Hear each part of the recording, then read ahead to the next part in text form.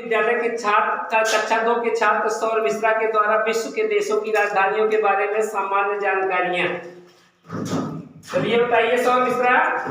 Afghanistan, Bahrain, Bangladesh, Bhutan, Brunei, Cambodia, चीन, Cyprus, Bharat,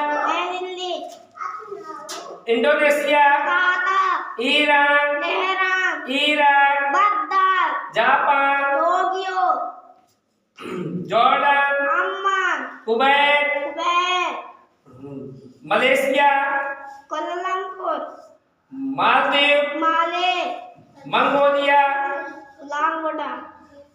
Nepal, Pakistan, रूस, Singapore, Sri Lanka,